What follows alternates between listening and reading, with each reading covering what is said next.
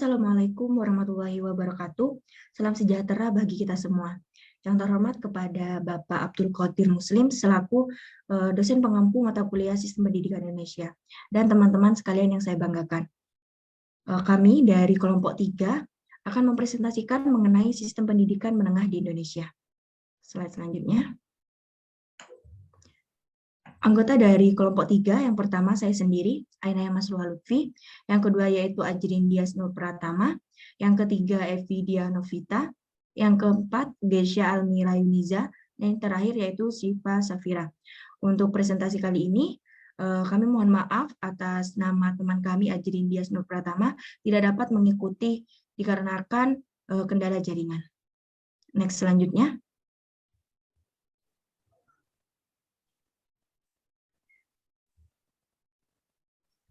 Pembahasan yang pertama yaitu pendidikan menengah, merupakan pendidikan lanjutan dari pendidikan dasar. Pendidikan menengah biasanya ditempuh dalam jangka waktu 3 tahun. Jenis pendidikan menengah yaitu terdiri dari sekolah menengah atas atau biasa disebut dengan SMA, sekolah menengah kejuruan atau SMK, dan sekolah keagamaan atau madrasah aliyah, serta sekolah yang sederajat.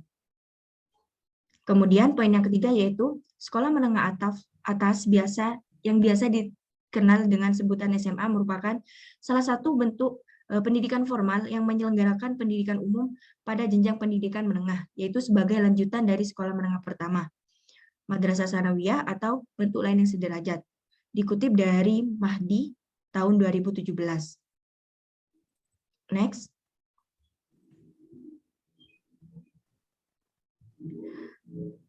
Pembahasan yang kedua yaitu pengelolaan dan penyelenggaraan.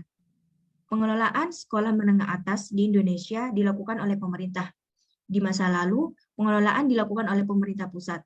Akan tetapi, sejalan dengan era reformasi, di mana terjadi otonomi daerah, pengelolaan dilakukan oleh pemerintah pusat dan daerah yaitu sesuai dengan kewenangannya. Dikutip dari Muhadi tahun 2017. Penyelenggaraan pendidikan dilakukan oleh pemerintah, baik pemerintah pusat maupun daerah, yaitu serta dilakukan oleh masyarakat. Khusus untuk SMA negeri, yang sebelumnya berada di bawah Kementerian Pendidikan Nasional, setelah diberlakukannya otonomi daerah pada tahun 2021, kini menjadi tanggung jawab pemerintah provinsi dan kabupaten atau kota, yaitu sesuai dengan kewenangannya. Dikutip dari Muhadi tahun 2017.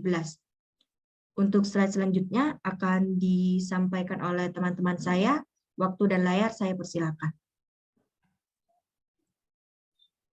Untuk selanjutnya ada masa kolonial, yaitu masa pendidikan sebagai cerminan dari sistem ekonomi kolonial yang bersifat penghisapan bangsa atas bangsa, yaitu pendidikan pun bersifat diskriminatif yang diklasifikasikan menjadi dua jenis, yaitu pendidikan bagi kaum kolonialis dan pendidikan bagi bangsa terjajah atau kaum pribumi. Sistem persekolahan disusun berdasarkan stratifikasi sosial yang ada dalam masyarakat, dikutip dari Muhadi tahun 2017. Next.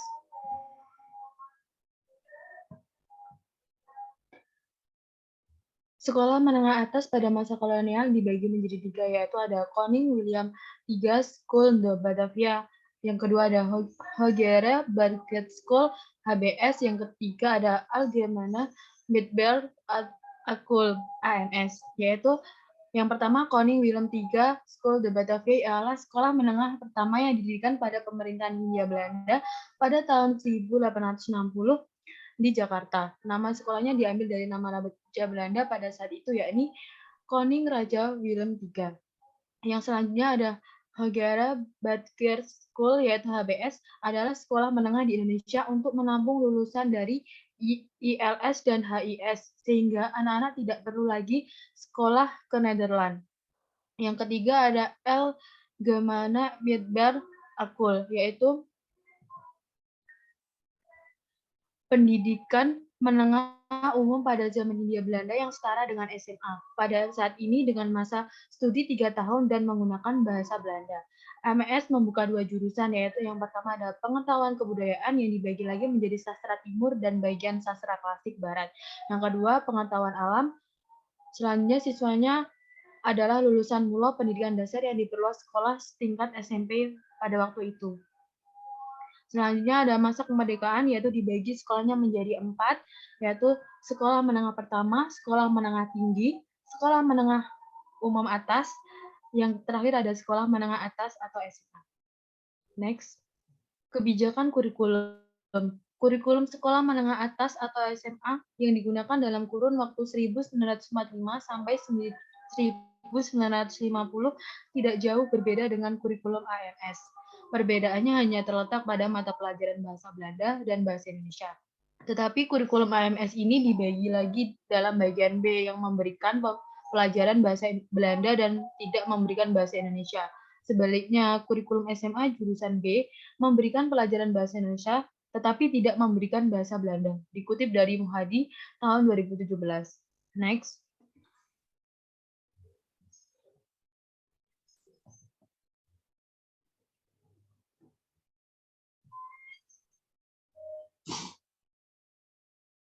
Selanjutnya ada kurikulum setelah kemerdekaan.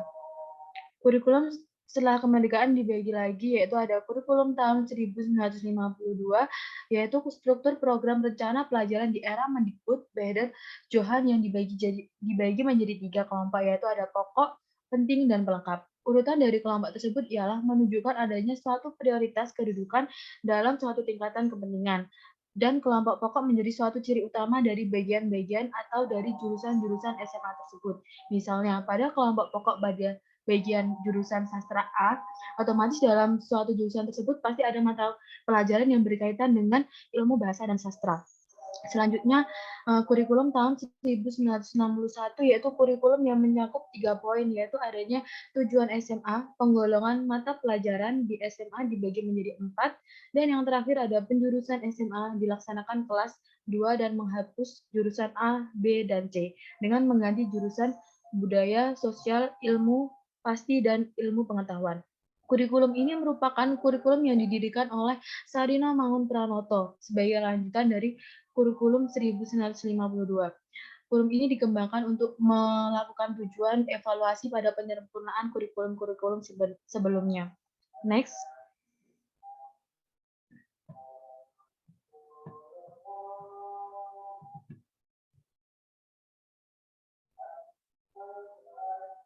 Selanjutnya ada kurikulum tahun 1964, yaitu kurikulum Pancawadana yang bertujuan agar SMA semakin kompleks, tidak hanya untuk meneruskan keperguruan tinggi, tetapi juga terjun ke semua bidang kehidupan yang ada di masyarakat. Karena dalam kurikulum ini sangat berpengaruh terhadap kehidupan politik. Selanjutnya, kurikulum tahun 1968 yaitu mencakup 3 poin utama, yaitu membentuk manusia menjadi Pancasila sejati berdasarkan pembukaan dan isi Undang-Undang 1945. Yang kedua, mempersiapkan mental dan intelijensi anak didik. Dan yang terakhir, memberikan dasar keahlian umum kepada anak didik sesuai dengan bakat dan minat. Untuk slide selanjutnya akan disampaikan oleh rekan saya.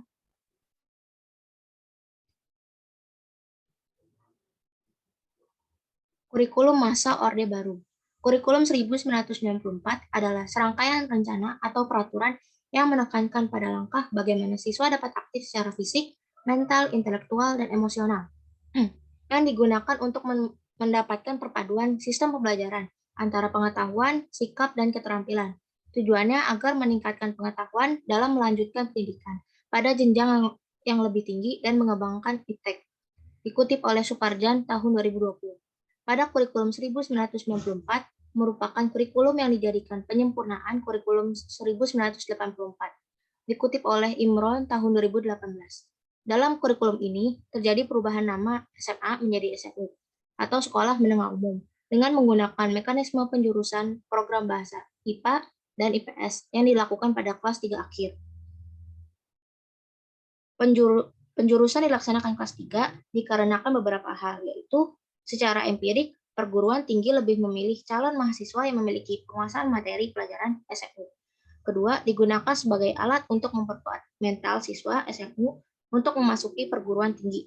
Tiga, lebih berfokus pada learning tools, yaitu mata pelajaran yang terdiri dari sains, matematika, dan bahasa, serta mata pelajaran yang menanamkan cara berpikir saintifik. Penerapan kurikulum 1994 masa Orde Baru di jenjang SMA. Menurut Suparjan tahun 2020, proses pembelajaran kurikulum 1994, yaitu 1. Berfokus pada ketercapaian kompetensi siswa, baik secara individual maupun klasikal.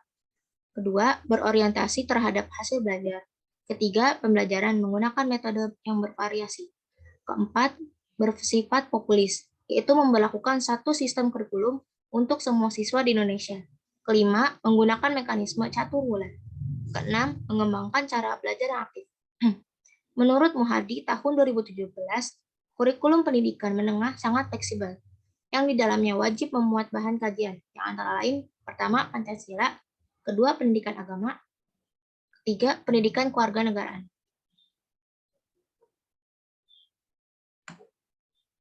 Metode pembelajaran kurikulum 1994 SMU. Pertama, field trip, yaitu observasi di luar sekolah, seperti meninjau peternakan, perkebunan, dan pabrik sepatu. Kedua, sosiodrama, yaitu mendramatisasikan bentuk tingkah laku dalam hubungan sosial. Contohnya, menonton film sebagai alat pembelajaran. Ketiga, diskusi, yaitu membahas bersama suatu masalah serta dipecahkan bersama pula. Keempat, observasi, melakukan pengamatan secara langsung. Kelima, ceramah, menggunakan penuturan secara lisan dalam menyampaikan materi pembelajaran. Keenam, resitasi atau penugasan, yaitu cara untuk mengaktifkan siswa untuk belajar dengan baik, baik di rumah maupun sekolah. Ketujuh, wawancara, di mana guru mengajukan pertanyaan kepada siswa secara lisan. Kedelapan, games, menggunakan kegiatan yang menyenangkan yang berkaitan dengan mata pelajaran. Masa reformasi. Dalam prakteknya di sekolah, pendidikan di era reformasi lebih menekankan pada penggunaan strategi-strategi belajar yang lebih bervariasi dan komunikatif. Strategi yang lebih sering digunakan adalah dalam bentuk problem-based learning atau melibatkan siswa secara aktif untuk memecahkan masalah. Kedua, problem solving atau pemecahan masalah atau strategi belajar di mana siswa dihadapkan pada masalah tertentu. Ketiga, experiential learning atau pembelajaran pengalaman.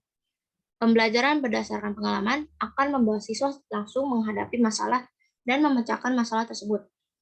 Dan expository learning atau strategi pembelajaran yang menekankan kepada proses penyampaian materi secara verbal dari seorang guru kepada sekelompok siswa agar siswa dapat menguasai materi pembelajaran secara optimal. Selanjutnya akan disampaikan oleh kawan saya. Kurikulum berbasis kompetensi KBK. Yang pertama, menekankan kepada ketercapaian kompetensi siswa baik secara individual maupun klasikal. Dua, berorientasi pada hasil belajar, learning outcomes, dan keberagaman. Ketiga, penyampaian dalam pembelajaran menggunakan pendekatan dan metode yang bervariasi. Yang keempat, sumber belajar bukan hanya guru tetapi juga sumber belajar lainnya yang memenuhi unsur edukatif. Yang kelima, penilaian menekankan pada proses dan hasil belajar dalam upaya penguasaan atau pencapaian suatu kompetensi. Kurikulum tingkat satuan pendidikan atau KTSP. KTSP memberikan otonomi luas kepada sekolah dan satuan pendidikan. Yang kedua, partisipasi masyarakat dan orang tua. Dibutuhkan komite sekolah dan dewan pendidikan dalam merumuskan serta mengembangkan program-program yang dapat meningkatkan kualitas pembelajaran. Yang ketiga, kepemimpinan yang demokratis dan profesional kepala sekolah dan guru-guru sebagai tenaga pelaksana kurikulum. Keempat, semua pihak yang terlibat bekerja sama secara harmonis sesuai dengan posisinya masing-masing untuk mewujudkan peningkatan mutu dan kinerja sekolah secara keseluruhan. Next.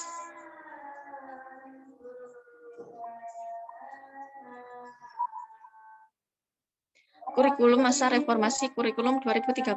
Pada kurikulum ini, aspek soft skills dan hard skills lebih ditekankan kepada peserta didik bertujuan untuk meningkatkan dan menyeimbangkan kompetensi sikap, keterampilan, dan pengetahuan peserta didik.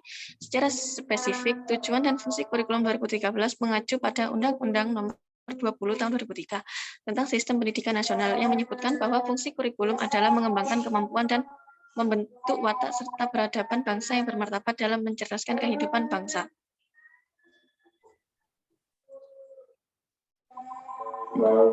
Baik, terima kasih atas penyampaiannya. Untuk kesimpulan dari PPT yang telah kami sampaikan yaitu sekolah menengah atas merupakan salah satu bentuk satuan pendidikan formal yang menyelenggarakan pendidikan umum, yaitu pada jenjang pendidikan menengah sebagai lanjutan dari sekolah menengah pertama atau MTS atau sederajat. Dalam perkembangan sekolah menengah atas terdiri dari masa kolonial, masa kemerdekaan, masa baru, dan masa reformasi sehingga sekarang. Untuk masa reformasi hingga sekarang ada beberapa kebijakan kurikulum yang telah ditetapkan oleh pemerintah. Yang pertama yaitu KBK, kurikulum berbasis kompetensi. Yang kedua yaitu KTSP, kurikulum tingkat satuan pendidikan. Dan yang ketiga yaitu K13 atau kurikulum 13. Mungkin hanya ini yang dapat kami sampaikan. Apabila ada pertanyaan bisa dicantumkan di kolom chat atau disampaikan ketika kelas berlangsung. Terima kasih. Wassalamualaikum warahmatullahi wabarakatuh.